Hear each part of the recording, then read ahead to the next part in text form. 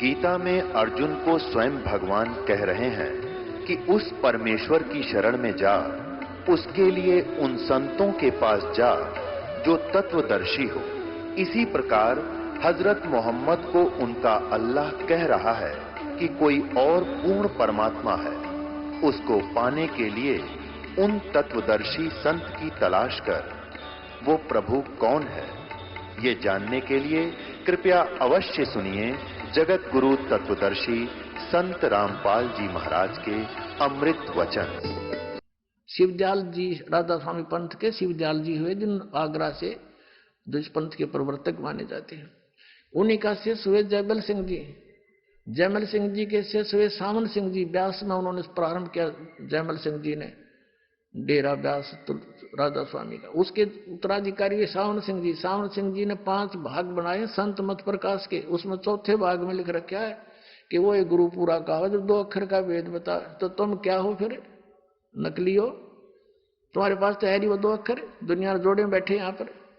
तो इस प्रकार पुण्यात्माओं ये 2 अक्षर का भेद बतानी है। ये उदास है परमात्मा के भेजा हुआ।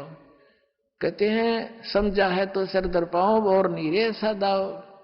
ये संसार समझदा नहीं, कहंदा श्याम दोपहरे नो, गरीबदास ये वक्त जाता रोग इस पैरे नो। बोलो सतगुरुदेव।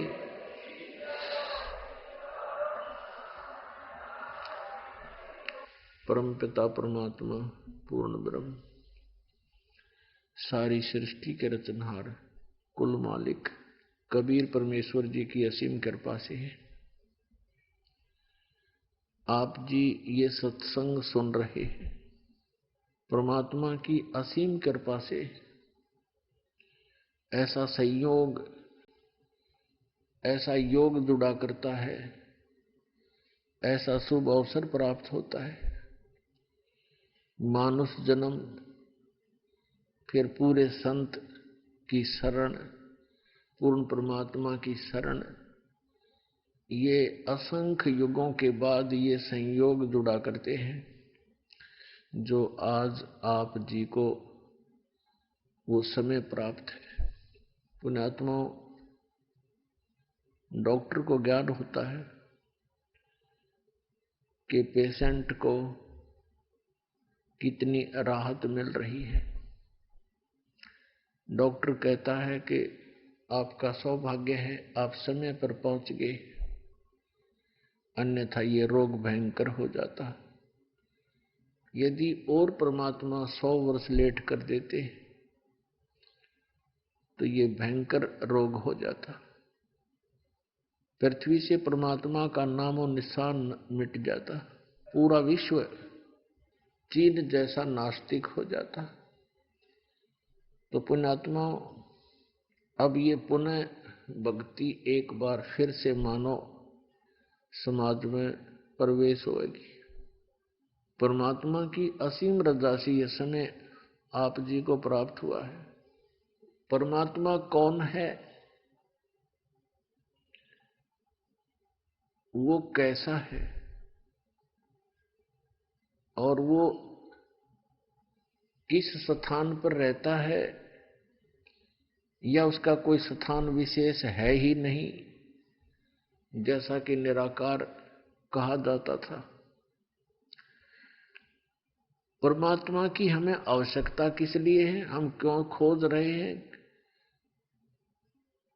क्यों हम पहाड़ों पर कठिन कठिन जंगलों में भयंकर बियाबान में भटक रहे हैं, कहीं गुफाओं में बैठे हैं, पता नहीं कहां कहां ऊंची पहाड़ियों पर परमात्मा की खोज कर रहे हैं। तो उसकी आवश्यकता क्या है, और यदि परमात्मा की हम आवश्यकता महसूस करते हैं तो वो मिले कैसे? इन सभी प्रश्नों का उत्तर आज से 600 वर्ष पहले परमात्मा कबीर जी स्वयं बता कर गए थे। लेकिन हम अपने पिता के उस रहस्य को समझ नहीं सके, क्योंकि हम बालक बुद्धि के थे। हम अज्ञान सुना करते थे। उस अज्ञान ने हमारे अंदर वो तत्व ज्ञान समाने नहीं दिया। जिस कारण से परमात्मा ने अब आपको शिक्षित किया और शिक्षित करके अब आपको अपनी पहचान बताई और वो विधान बताया। परमात्मा पाने का वो भक्ति मंत्र आपके समक्ष रूबरू करवा दिया। आज सुबह भी आप सत्संग सुन रहे थे कि परमात्मा आते हैं और अपनी महिमा का ज्ञान वो स्वयं ही कराते हैं। परमात्मा के बिना, कबीर परमेश्वर जी के अतिरिक्त हमें कोई भी तत्व ज्ञान नहीं करा सकता, अध्यात्म ज्ञान नहीं करा सकता। संसारिक रोजगार के लिए तो बहुत से ट्रेनिंग सेंटर मिल जाएंगे और वो उस सत्र के तो सही होंगे, लेकिन परमात्मा पाने के आपको ये केंद्र नहीं मिलेंगे। और जिन केंद्रों को, जिन संतों को, सत्संग और पंथों को ये भोली आत्माएं परमात्मा मिलाने वाले वो केंद्र मान कर गए, वो सब नकली थे, डुप्लीकेट थे। उनका ज्ञान गलत, उनका भक्ति मार्ग गलत, उनका वे ऑफ वर्शिप गलत। तो पुण्यात्मा, परमात्मा ने दया करी आप जी के ऊपर, आपको सत्संग मिला, यथार्थ ज्ञान मिला और वो कंप्लीट गॉड मिला, पूर्ण परमात्मा भगवान मिला। परमात्मा के पाने के जो साधन हैं, साधना जिसे कहते हैं, बहुत ही आसान है, सबसे आसान है। और इसको ये मन करने नहीं देता, आनाकानी करता है। बाकी कितनी बकवाद करवा ले इससे, इसको कोई प्रॉब्लम नहीं। जैसे श्रद्धालु जाते हैं इष्ट धाम पर, कई तो पेट पलड़ियां जाते हैं, ऐसे दंडवत करते हुए लंबे लेट जाते हैं, निशान लगाते हैं, उठकर फिर जाते हैं, उस निशान पर पैर रख के फिर आगे लेट जाते हैं, फिर निशान लगाते हैं। तपस्या करते हैं खड़े हो होकर, और कई सैकड़ों वर्षों तक, कई वर्षों तक खड़े रहते हैं। पहले लंबी आयु थी जब सैकड़ों वर्षों तक खड़े रहा करते थे, अब 5, 7, 10 वर्ष तो बहुत से ये डरे ढोने वालों की हमने बहुत सी कथाएं सुन रखी है। फिर उसमें मन को कोई ऑब्जेक्शन नहीं, नो प्रॉब्लम। और जब ये सही मंत्र जाप का समय आता है तो ये पहले तो विश्वास नहीं करता, क्योंकि अज्ञान से परिपूर्ण होता है ये मन। और जब इसको ज्ञान होने लगता है, सब समझ में भी आ जाता है, फिर ये मंत्र पर भी आनाकानी करता है। परमात्मा के ज्ञान से ये आत्मा फिर इसको अलाउड नहीं करती। पहले वाली बकवादें हैं। आत्मा के अंदर एक विशेष दर्द बनता है कि ये मनुष्य जीवन नहीं रहा तो फिर क्या होगा। इसके रहते रहते भक्ति करनी है, परमात्मा पाने योग्य हमने साधना करनी है। और इसके लिए हमने दिन रात जब भी मालिक की समय आए तभी याद बनी रहे। नाम उठत नाम बैठत नाम सोत जागवे, नाम खाते नाम पीते नाम से ती लागवे। सबसे आसान भक्ति है। और जो हम साधना करते देखा करते थे उन अनाड़ियों को, कोई खड़ा होकर साधना कर रहा है, कोई जल में खड़ा है, कोई गर्मियों के अंदर धोने लगा करके 5 उसके बीच में बैठा होता है। उनको देख करके हम सोचा करते थे कि भी परमात्मा तो ये लोग पावेंगे, ये साधु संत पावेंगे, हम नहीं कर सकते क्योंकि हम गृहस्थी। लेकिन आत्मा फिर भी नहीं मानना थी। आत्मा के अंदर ये प्रेरणा बनी ही रही कोई ना कोई साधना भक्ति की, जैसी हम कर सकते थे गृहस्थ आश्रम में, हम अवश्य करते थे। तो पुण्यात्माओं, अब पता चला कि जो साधनाएं वो लोग किया करते थे वो ड्रामेबाज थे, उनको आध्यात्म ज्ञान नहीं था, अनाड़ी गुरु थे उनके जो हठ योग करवाया करते थे।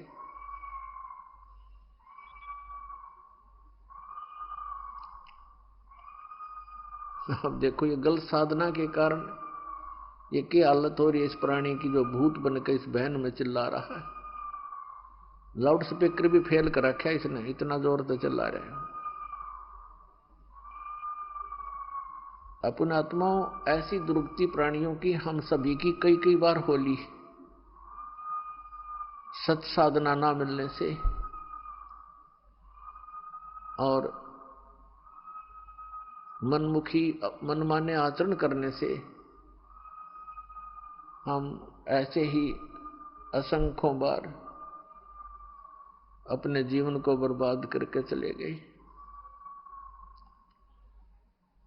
मानुष जन्म दुर्लभ है, ये मिले न बारंबार।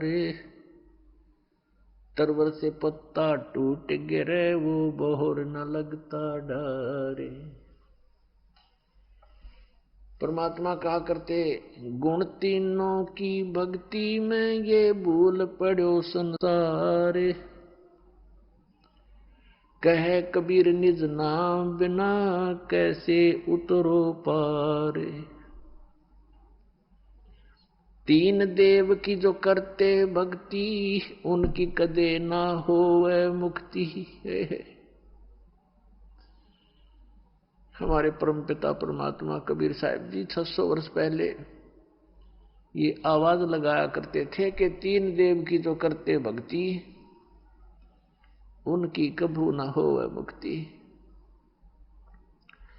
गुण तीनों की भक्ति में ये भूल पड़ो संसार।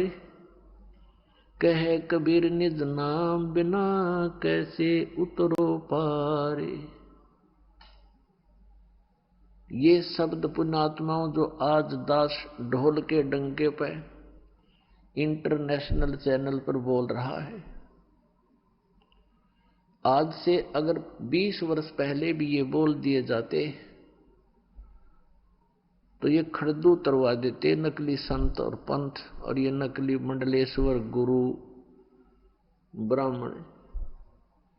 आज शिक्षा का हमें एक विशेष लाभ ये हुआ है कि हम अपने सदग्रंथों को पहचान रहे हैं।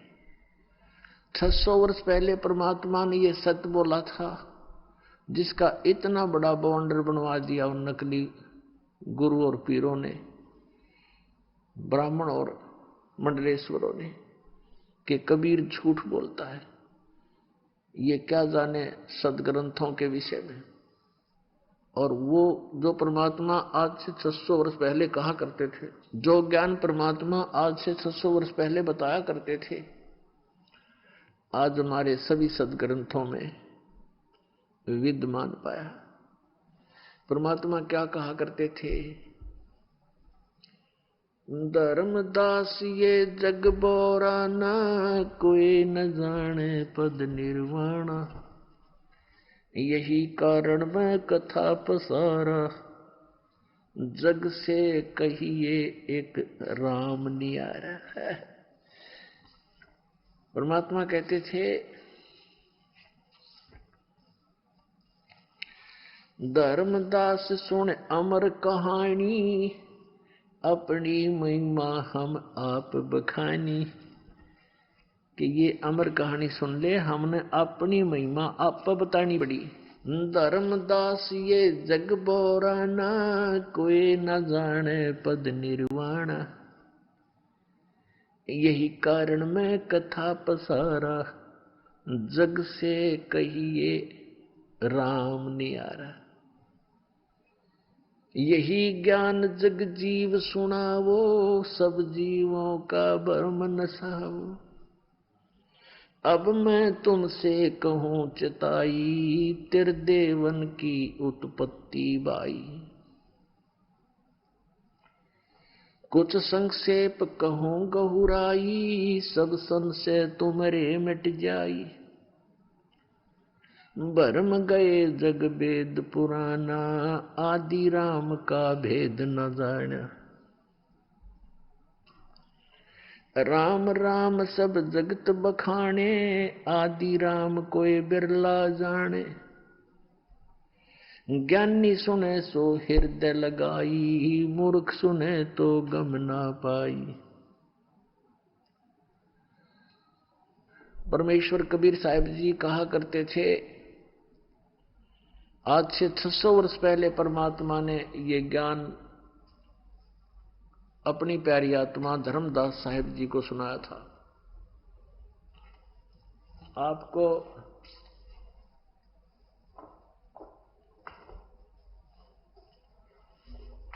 आप जी को पवित्र कबीर सागर से रूबरू कराते हैं, जो 600 वर्ष पहले परमात्मा ने अपनी अमृतवाणी बोली थी। आदरणीय धर्मदास साहिब जी ने उस परम पूज्य परमेश्वर कबीर साहिब की बोली वो अमृतवाणी सच्चिदानंद घन ब्रह्म की वाणी लिपिबद्ध की थी। और 600 वर्ष पहले परमात्मा ने वो ज्ञान दिया था जो हमारे हिंदू धर्म के ये नकली गुरु ब्राह्मण ऋषि मंडलेश्वर ये भी नहीं बता पाए। ब्रह्मा विष्णु महेश को भी पता नहीं अपने विषय अपनी जानकारी और यथार्थ ज्ञान अध्यात्म ज्ञान उनको पता नहीं। उनको भी अपने पिता का ज्ञान नहीं, माँ का पता लग गया। अब माँ उनको बतावे कि कौन है तो वो कहे मुझे पिता से मिलाओ, तो उसने कहना पड़ा वो निराकार है, वो दिखता नहीं भाई। तो यहां तो पुण्यात्माओं सब जगह धोखा ही धोखा है।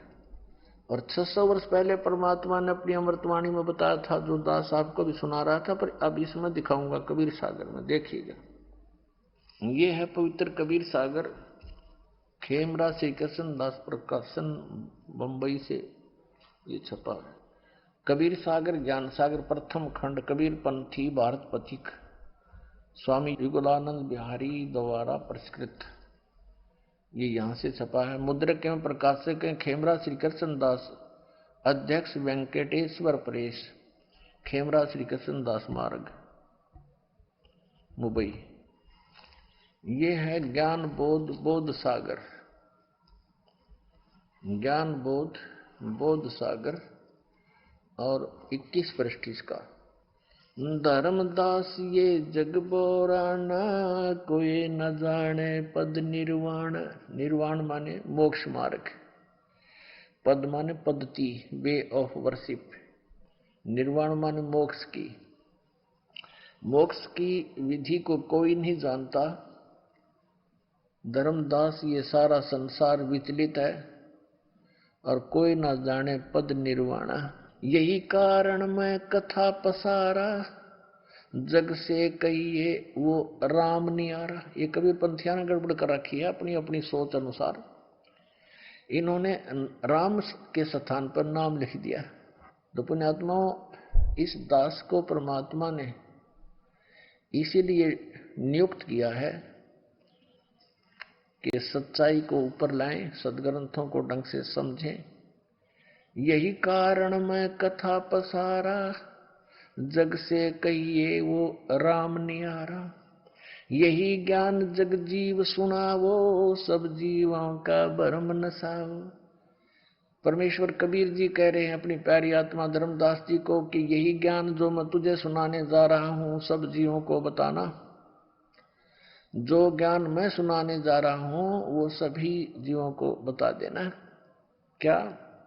अब मैं तुमसे कहूं चिताई, त्रिदेवन की उत्पत्ति भाई। अब मैं तुमसे इन तुम्हारे तीनों देवताओं की, श्री ब्रह्मा जी, श्री विष्णु, श्री शिव जी की उत्पत्ति यानी जन्म बताता हूं कैसे हुआ। कुछ संक्षेप कहूं गहुराई, सब संशय तुमरे मिट जाई। भरम गए जग वेद पुराना, आदि राम का वेद न जान्या। आदि राम, राम राम सब जगत बखाने, आदि राम कोई बिरला जाने। अब देखो इन्होंने कोशिश की है मिलावट करने की, काटपीट करने की, और यहां स्पष्ट है देखो, राम राम सब जगत बखाने। राम राम तो सब कहते हैं, पर आदि यहां राम होना चाहिए था। आदि राम जो सबसे पुरातन परमात्मा है, उसके विषय में कोई बरला ही जानता है। बरम गए जग वेद पुराना, आदि राम का भेद न जाना। ये नाम गलत लिखा है, यहाँ भी राम आना चाहिए था। अब जो कथा मैं सुनाने जा रहा हूं, बुद्धिमान व्यक्ति तो हृदय से लगाएंगे, जो अच्छी आत्माएं होंगी वो तो सुनेंगी प्रेम से, और मूर्ख होंगे वो सुनेंगे नहीं। अब क्या बताते हैं परमात्मा के, जो कथा, जो ज्ञान ब्रह्मा विष्णु महेश जी की उत्पत्ति और सृष्टि रचना कैसे हुई, इसको बुद्धिमान व्यक्ति प्रमाणों को देखकर तो तुरंत मान जाएंगे, और मूर्ख हैं रूढ़िवादी, वो फिर मानने नहीं, उनका बात समझ में आवे को नहीं। क्या बताते हैं, अब मैं तुमसे कहूं चताई, त्रिदेवन की उत्पत्ति भाई। ज्ञानी सुने सो हृदय लगाई, मूर्ख सुने तो गम ना पाई। गम माने उसका समझ में ना आवे। अब माँ अष्टंगी पिता निरंजन, ये जमदारुण वंशन अंजन। पहले कीन निरंजन राई, पीछे से माया उपजाई। माया रूप देख अति शोभा, देव निरंजन तन मन लोभा। कामदेव धर्मराय सताए, देवी को तुरंत दर खाए। पेट से देवी करी पुकारी, ए साहेब मोह करो उबारी। टेर सुनी सतगुरु ता आए, अष्टंगी के बंद छुड़वाए। इस काल भगवान ने दुर्गा के साथ दुर्व्यवहार करना चाहा था, इसने सूक्ष्म रूप बनाया, और काल ने मुंह खोल रखा था इस ज्योति निरंजन ने बदतमीजी से। वो उसके मुख के माध्यम से पेट में चलेगी। एक सिद्धि होती है लघु दीर्घ हो जाना, छोटे से छोटा हो जाना, अदृश्य हो जाना, और बहुत बड़ा आकार बना लेना, विराट टाइप। तो क्या कहते हैं, टेर सुनी तहां हम आए। परमात्मा कहते हैं हम वहां गए। फिर यहाँ सतगुरु दिखाइए, कबीर पंथियों ने थोड़ी गड़बड़ी सी कर रखी है इसमें। और अष्टंगी के बंध छुड़वाए। धर्मराय को, अब देखो 22 पृष्ठ पे, धर्मराय को हिकमत की, दीनागत लिखे, हिकमत की ना, नख रेखा से भग कर लीना। धर्मराय करे भोग बिलासा, माया को रही तब आशा। तीन पुत्र अष्टंगी जाए, ब्रह्मा विष्णु शिव नाम धराए। तीन देव विस्तार चलावे, इनमें ये जग धोखा खावे। दुर्गा को फिर गर्भ रहा। कहते हैं धर्मराय की ने भोग विलासा, माया को रही तब आशा। और तीन पुत्र अष्टंगी जाए, ब्रह्मा विष्णु शिव नाम धराए। तीन पुत्र, तीन देव विस्तार चलावे, इनमें यो जग धोखा खावे। ये काल के तीनों पुत्र हैं, श्री ब्रह्मा, श्री विष्णु, श्री शिव जी, और इन्हीं की पूजा में ये सारा संसार धोखा खा रहा है। पुरुष गम कैसे कोई पावे, काल निरंजन जग भरमावे। तीन लोक अपने सुत दीन्या, सोन निरंजन बासालीन्या। अलख निरंजन सोन ठिकाना, ब्रह्मा विष्णु शिव भेद न जान्या। तीन देव सो उसको ध्यावे, निरंजन का वो पार न पावे। अलख निरंजन बड़ा बटपारा, तीन लोक जीव करे आहारा। बटपारा माने बड़ा ठग है ये, तीन लोक के जीवों को खाता है। ब्रह्मा विष्णु महेश को भी पता नहीं वो कहाँ रहता है, और ब्रह्मा विष्णु महेश को भी खाता है, इनकी भी जन्म मृत्यु होती है। ब्रह्मा विष्णु शिव नहीं बचाए, सकल खाए पुन दूर उड़ाए। तिनके सुत हैं तीनों देवा, आंदर जीव करते हैं सेवा है। कबीर परमात्मा कहते हैं इस काल के और दुर्गा के ये तीन पुत्र हैं, ये तीनों देवता, और ये अंधे ज्ञानहीन जीव इन्हीं की पूजा में लगे हुए हैं। अकाल पुरुष का हो नहीं चीन्या, काल पाए सभी गए लीना। इस काल की पूजा ब्रह्म ब्रह्म करके सब करने लगे। अकाल जो काल नहीं है उसकी पूजा उसको किसी ने नहीं खोजा। तीन देव और असुर अवतारा ताको बजे सकल संसारा। गुण तीनों का ये विस्तारा धर्मदास मैं कहूँ पुकारा। गुण तीनों की भक्ति में ये भूल पड़ो संसारी। कह कबीर निज नाम बिना कैसे उतरो पार। अपने आत्मा ये ज्ञान परमात्मा ने कबीर परमेश्वर जी ने 600 वर्ष पूर्व हमें दिया था। उसमें हमारे गले नहीं उतरने दिया इन अज्ञानी ऋषि में ऋषियों ने। ये कहकर के ये कबीर तो अज्ञानी है, ये अक्सर ज्ञान नहीं रखता, ये क्या जाने वेदों और पुराणों के बारे में, ये सब झूठ बोलता है। तो परमात्मा कहा करते निरंजन धन तेरा दरबार। निरंजन धन तेरा दरबार जहां पर तनिक ना न्याय विचार। वैसा उड़ मुल मुल खासा गल मोतियों के आर। वैसा उड़ मुल मुल खासा गल मोतियों के आर। पतिव्रता को मिले न खादी ये सूखा नरस आहार। निरंजन धन तेरा दरबार। निरंजन धन तेरा दरबार जहां पर तनिक ना न्याय विचार। पाखंडी की पूजा जग में संत को कहें लबाड़। पाखंडी की पूजा जग में संत को कहें लबाड़। अज्ञानी को परम विवेकी ज्ञानी को मूड गंवार। निरंजन धन तेरा दरबार। निरंजन धन तेरा दरबार जहां पर तनिक न न्याय विचार। कह कबीर सुनो भाई साधो यहाँ सब उल्टा व्यवहार।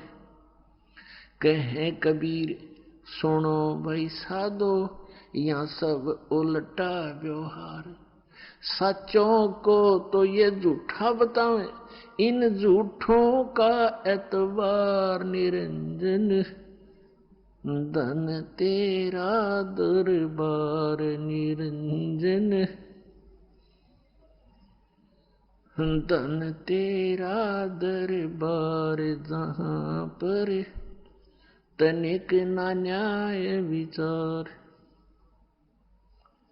अब परमात्मा ये कहा करते थे कि इन पाखंडिया की पूजा जग में,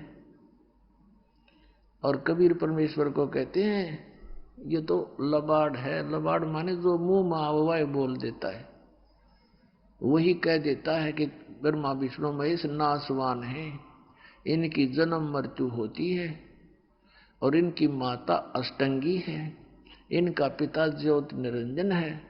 कहती है झूठा है, झूठ बोलता है। ये सदग्रंथों पुराणों को क्या जाने, क्योंकि ये संस्कृत भाषा में लिखे हैं और संस्कृत भाषा के पढ़ने का अधिकारी केवल एक ब्राह्मण वर्ग होता था। यही ऋषि होते थे, यही मैं ऋषि होते थे, मैं ऋषि दानंद जैसे नकली। और इन्होंने बट्ठा बैठा दिया। कबीर परमेश्वर 600 वर्ष पहले प्रयत्न करके गए थे, आज हम सभी सुखी हो जाते हैं। एक भगवान होता, एक ज्ञान होता, एक ही भक्ति होती, अपनी भक्ति करके हम अपने सतलोक में चले जाते। आने वाली पीढ़ियां अभी भक्ति करके सुखी होकर के सतलोक चले जाते। तो ये तो एक यूनिवर्सिटी है ये पृथ्वी समझो दूसरे शब्दों में, और मानव शरीर प्राप्त प्राणी इसमें प्रवेश पाए हुए हैं। तो इस यूनिवर्सिटी यानी विद्यालय में, महाविद्यालय में हमने अपनी ट्रेनिंग भक्ति अपनी शिक्षा प्राप्त करके डिग्री प्राप्त करी और गए, अब नौकरी मिल लगी सतलोक में। अब यहाँ जिन्होंने ब्रह्म तक की पूजा की वो ब्रह्म लोक में जाकर नौकरी प्राप्त कर ली, वहां इनको पद मिल गया। जिन्होंने ब्रह्मा विष्णु महेश की सतर की भक्ति की वो ब्रह्मा विष्णु महेश जी के लोक में चले गए, और इनके लोकों में गए हुए प्राणी फिर पुनर्जन्म को प्राप्त होते हैं। ब्रह्मा विष्णु महेश की जी की भी जन्म मृत्यु होती है, ब्रह्म लोक में गए हुए प्राणी भी जन्म मृत्यु में आते हैं। तो हमने अब ये कौन सी ट्रेनिंग करनी है कि जहां जाने के बाद फिर लौटकर कभी संसार में नहीं आते? हमने वो साधना करनी है। उसके लिए कौन इष्ट है?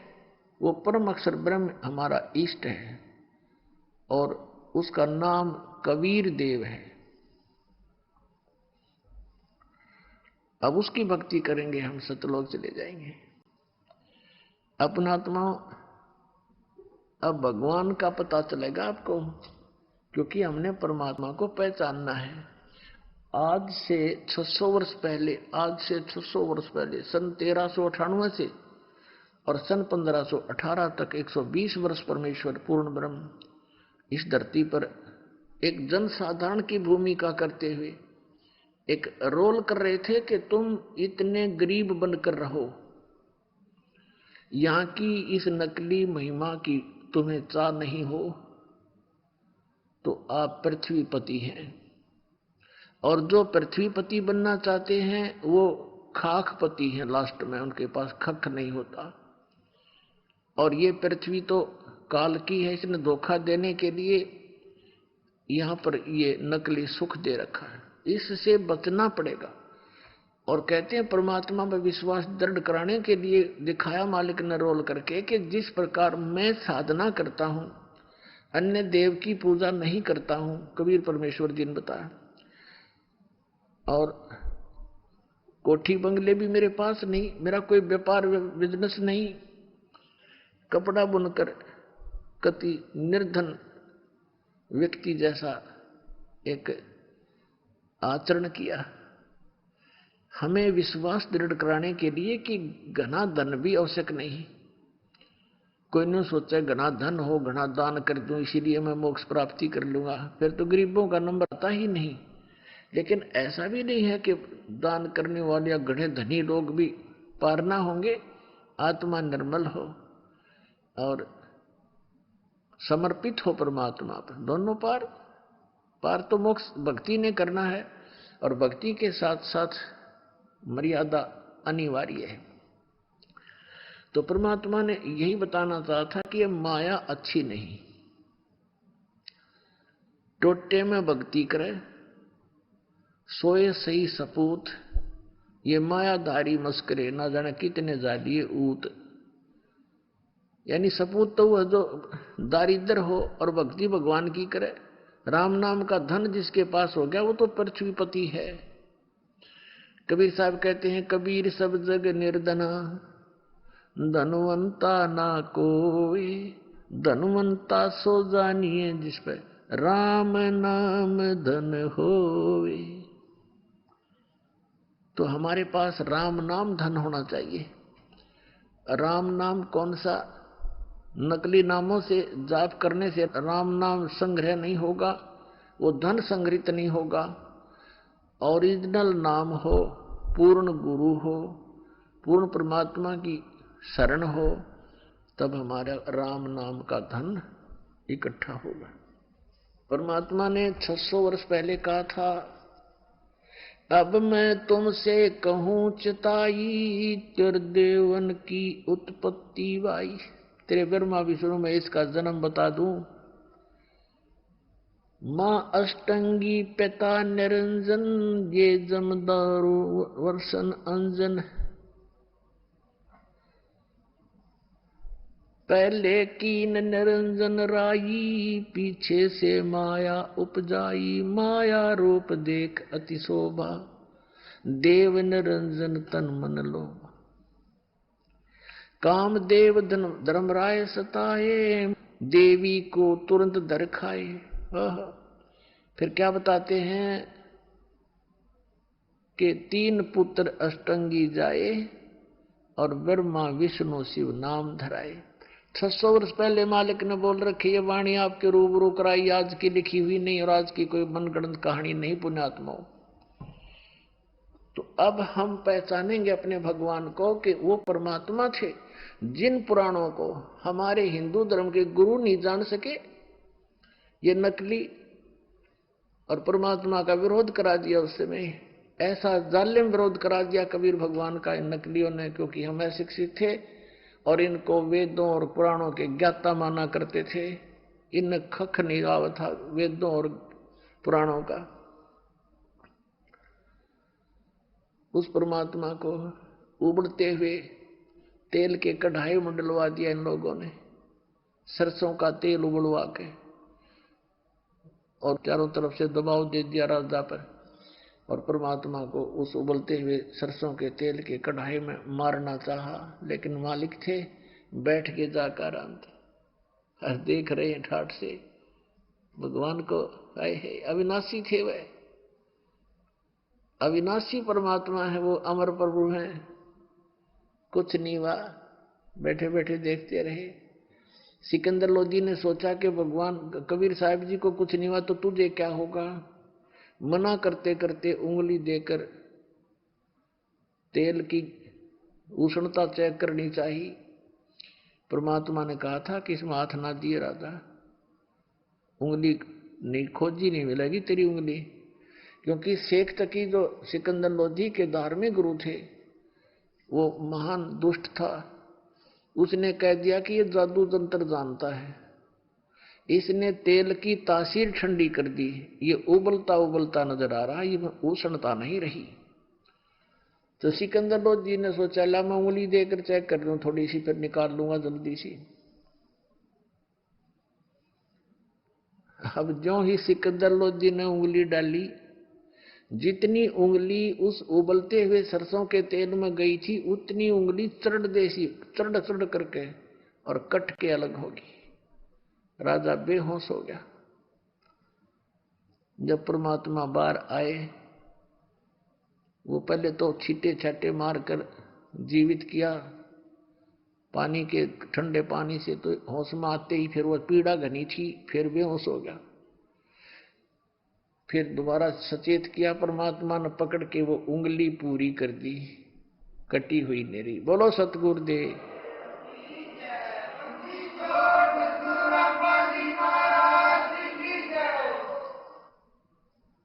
और फिर बहुत से यातनाएं परमात्मा को दी, और कारण क्या था कि वो सत्य कहा करते थे, और वही सत्य जो परमात्मा 600 वर्ष कहा करते थे आज इस दास की सेवा दे दी, वही सच्ची बात बताने की।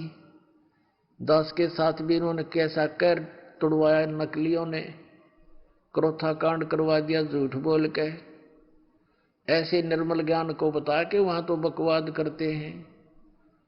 इस पृथ्वी पर ऐसा शुभ समागम नहीं है, और इसको ये बकवाद बतावे थे।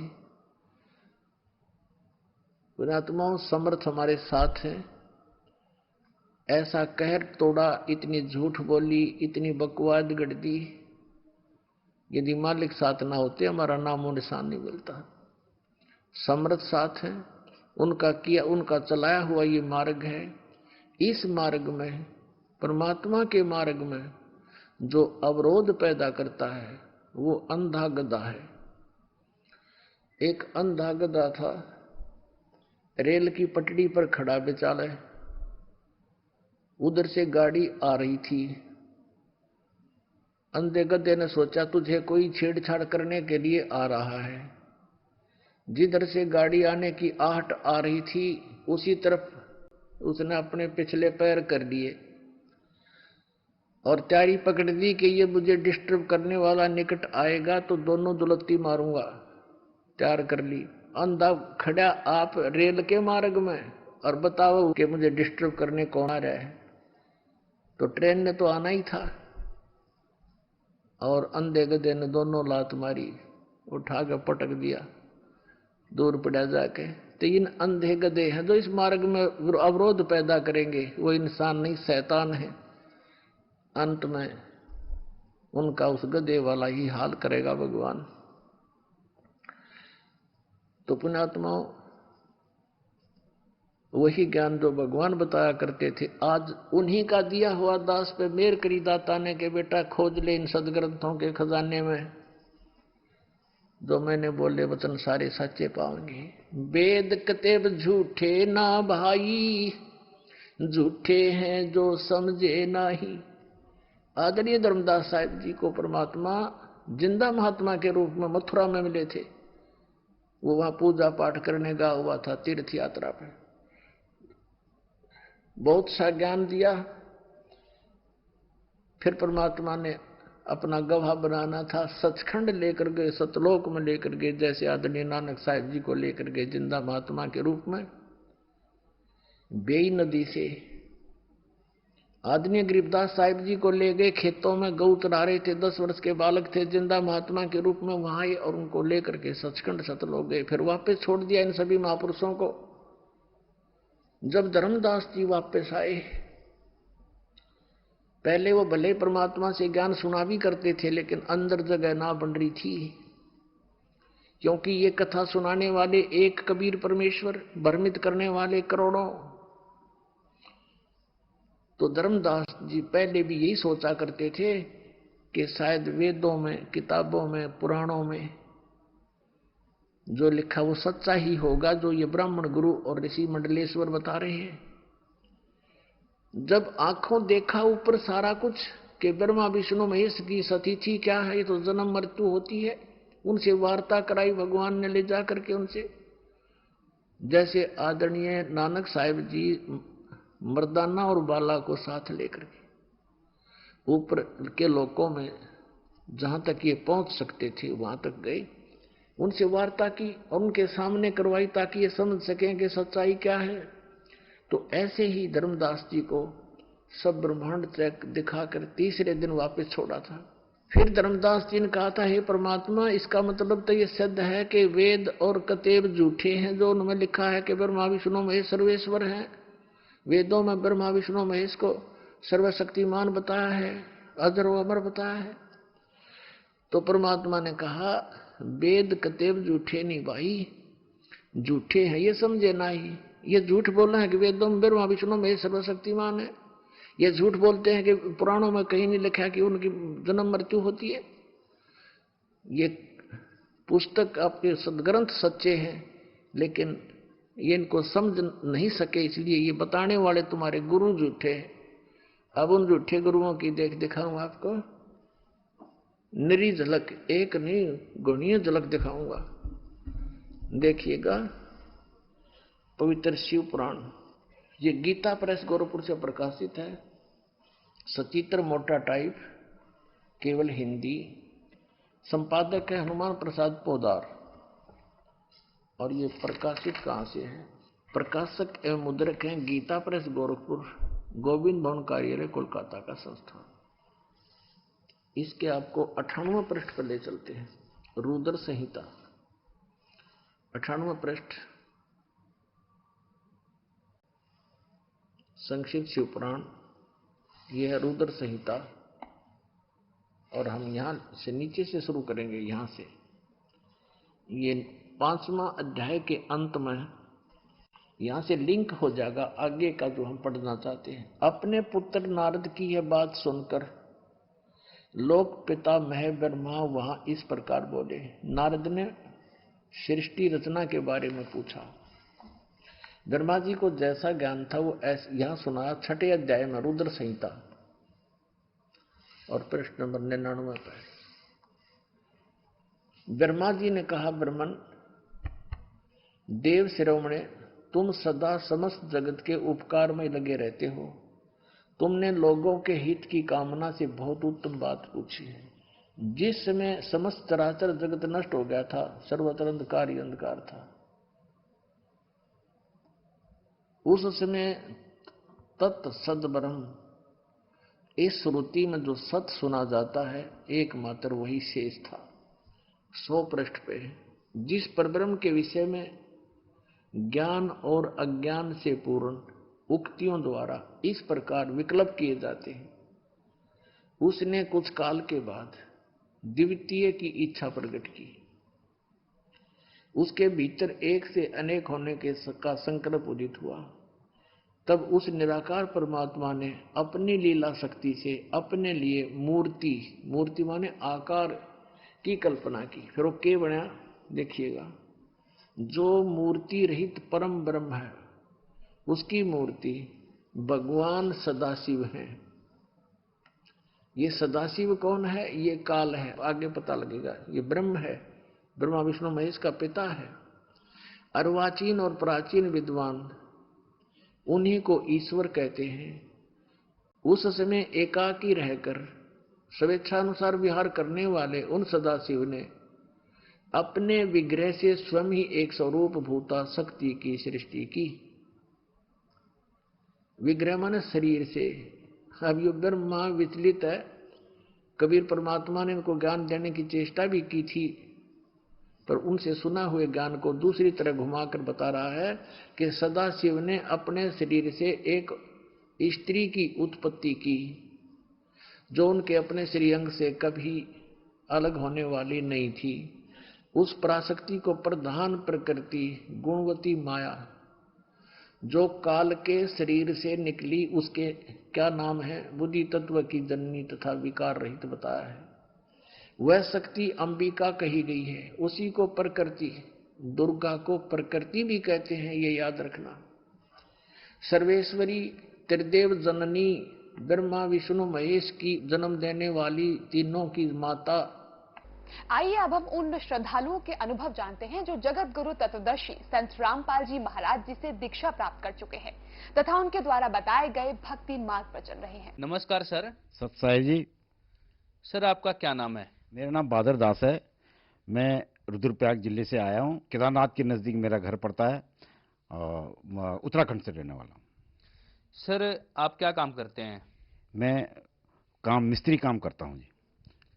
सर संत रामपाल जी महाराज जी से आपने नाम दीक्षा कब ली? मैंने सर अगस्त 2014 में नाम दीक्षा ली। सर संत रामपाल जी महाराज जी से नाम दीक्षा लेने से पहले आप क्या क्या भक्ति साधना करते थे? मैं संत रामपाल जी महाराज की से नाम दीक्षा लेने से पहले मैं शंकर भगवान, देवी देवता और नरसिंह, भैरव आदि देवताओं में फंसा हुआ था। इन देवताओं की साधना करता था। दुर्गा की मैं बचपन से, शादी से पहले मैंने दुर्गा की बहुत भक्ति करी और कम से कम 5 साल मैंने जो है दुर्गा के मंदिर में कंटिन्यूस 4 बजे अपने नित्य नियम के आधार पर जो है नहा धो करके वहाँ पर मैं मैक लगाता था और दुर्गा की आरतियाँ लगाता था और कई सालों से तक मैंने वो भक्ति करी। केदारनाथ में भी मजदूरी भी करता था, वहाँ भक्ति भी करता था और कई सालों तक केदारनाथ में रहा। सर केदारनाथ में आपने कितने साल तक भक्ति की? केदारनाथ में मैं कम से कम 6-7 साल कंटिन्यूस गया। जब केदारनाथ में त्रासदी आई उसके बाद हमारी तुरंत पट खुलने से पहले ही वहाँ ड्यूटी लग गई। किसी ठेकेदार के साथ हम चले गए। जब मैं केदारनाथ में त्रासदी के बाद काम करने के लिए गया तो वहाँ पर देखा तो नरकंकाल बहुत सारे पड़े हुए थे हैं। किसी की तो चोटी उखड़ करके, पूरा शरीर से उखड़ करके वहाँ पर पड़ा हुआ था। हमने उसको उठाया और उसको दफनाया।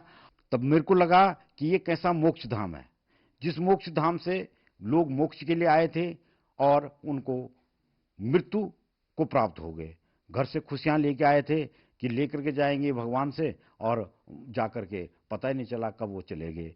तो हमारी वहाँ से जो है साधना, वहाँ से मन जो है वहाँ से हट गया और ये लगा कि ये शास्त्र विरुद्ध साधना है। जब केदारनाथ में मैंने देखा कि इतने लाखों श्रद्धालु लोग जो है अपने मोक्ष कराने के लिए केदारनाथ में आते हैं, तो मैंने अपने मन में जो है बहुत गहरा मंथन किया कि जब केदारनाथ में आकर के मोक्ष होता तो इतने लोग कैसे मर गए।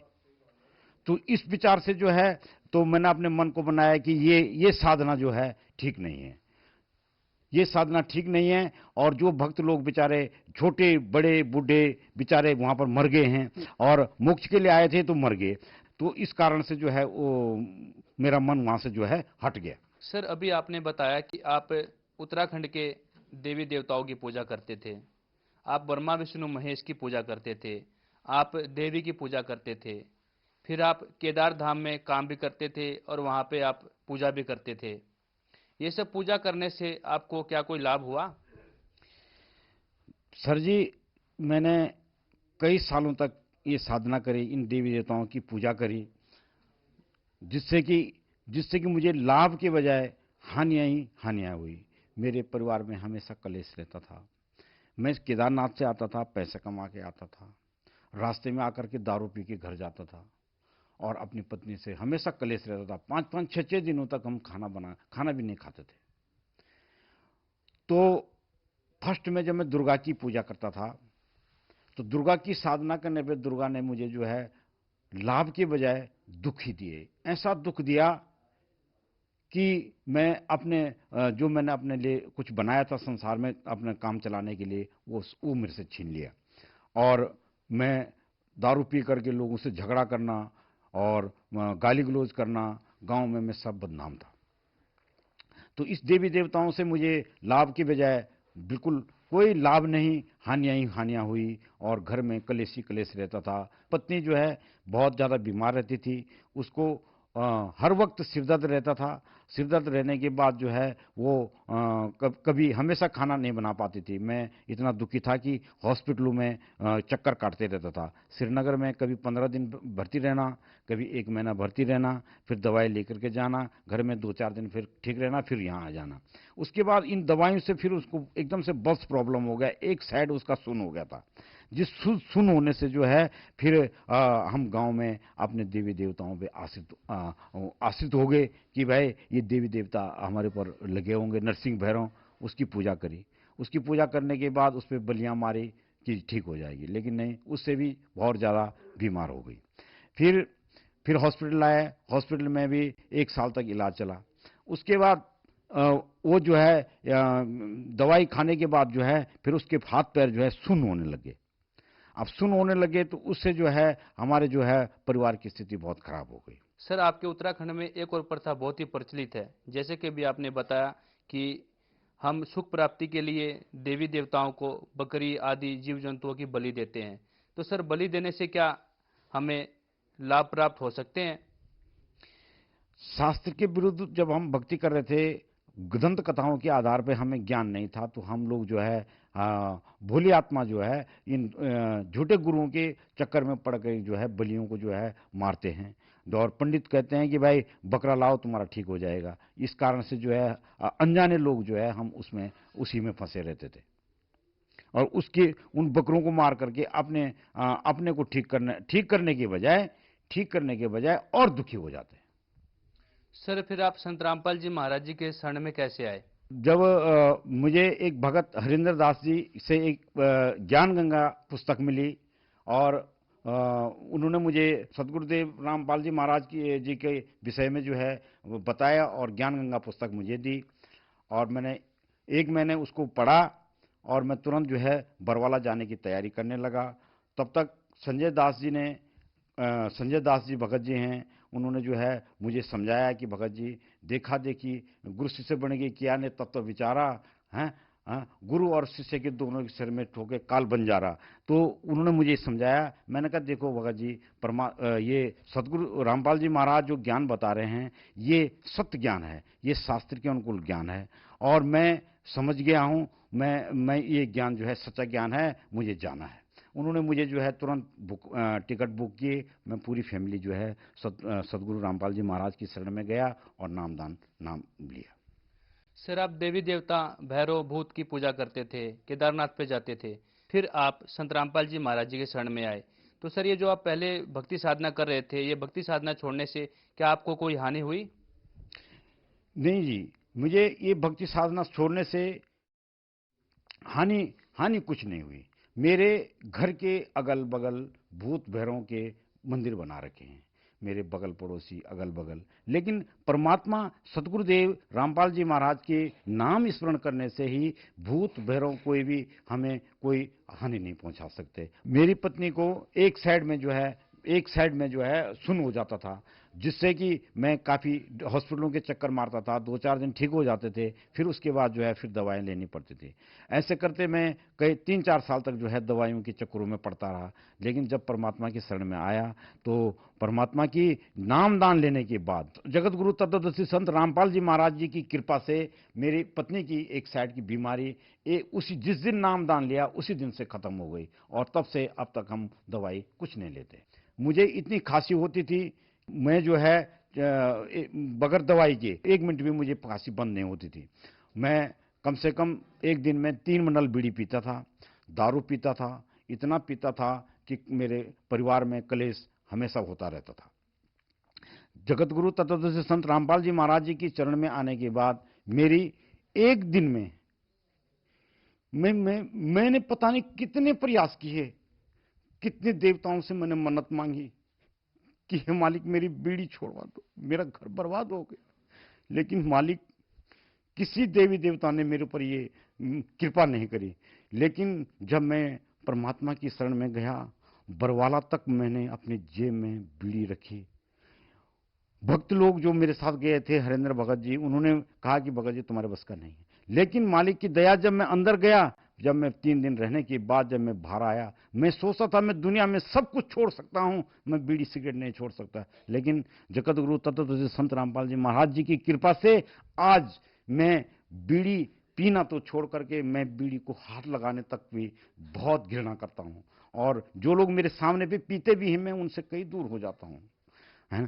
तो मैं दारू में, बीड़ी, भांग और दारू में बहुत शाम को जो है डेली 1 बोतल पीता था। तत्वदर्शी संत रामपाल जी महाराज से नाम उपदेश लिया, तब से दारू तो क्या, हम हाथ तक, और परिवार में कोई रिश्तेदार भी अगर ऐसा आता है, तब से मेरे घर में ऐसा दारू पीने वाला रिश्तेदार कोई नहीं आता है कि बोला कि वहाँ तो भाई वो तो बोतल पे हाथ में लगाना।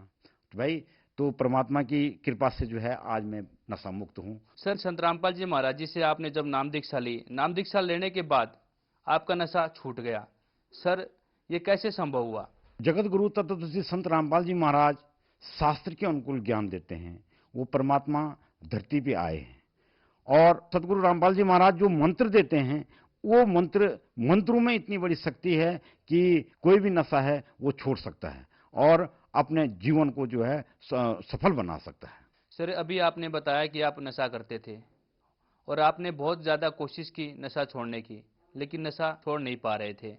लेकिन जब संत रामपाल जी महाराज जी के शरण में आए तो आपने नशा छोड़ दिया। लेकिन आज के समय में बहुत सारे ऐसे लोग हैं जो नशा करते हैं और नशा छोड़ना चाहते हैं, लेकिन नशा नहीं छोड़ पाते हैं, जिससे देश का भविष्य खराब हो रहा है। तो संत रामपाल जी महाराज देश के भविष्य को सुधारने में क्या योगदान दे सकते हैं? सर जी, जैसे मैं नशे से खत्म मेरा परिवार जूझ रहा था, ऐसे ही मेरे भक्त लोग, लाखों भक्त लोग हैं जिनकी स्थिति भी ऐसी थी। उन्होंने सदगुरु रामपाल जी महाराज से नाम उपदेश लेने के बाद उन सबके घर में खुशियां ही खुशियां हो गई। मुझे पूर्ण विश्वास है कि पूरा संसार जगत गुरु तत्वदर्शी संत रामपाल जी महाराज जी से नाम उपदेश ले तो नशा मुक्त हो जाएगा और विश्व के अंदर स्वर्ग जैसा माहौल बन जाएगा। मैं विनती करूंगा कि आइए और जगत गुरु तत्वदर्शी संत रामपाल जी महाराज जी से नाम उपदेश लेकर के अपने घर को सुखमय बना करके अपना मोक्ष कराएं। सर, अगर कोई संसार में संत रामपाल जी महाराज जी से नाम दीक्षा लेना चाहे तो कैसे ले सकते हैं? सर, जगत गुरु तत्वदर्शी संत रामपाल जी महाराज जी का सत्संग टीवी के कई चैनलों पर विश्व में चल रहा है। जो भी भक्त आत्मा जगत गुरु तत्वदर्शी संत रामपाल जी महाराज से नाम उपदेश लेना चाहती है और अपना कल्याण कराना चाहती है, तो जो लोग मुझे देख रहे हैं, आपके सामने एक पट्टी चल रही है, उस पट्टी पे कुछ नंबर हैं, उन नंबरों पे कांटेक्ट करके अपने नजदीकी नामदान केंद्र से नाम लेकर नामदान उपदेश ले लें। धन्यवाद सर। सत्साई जी।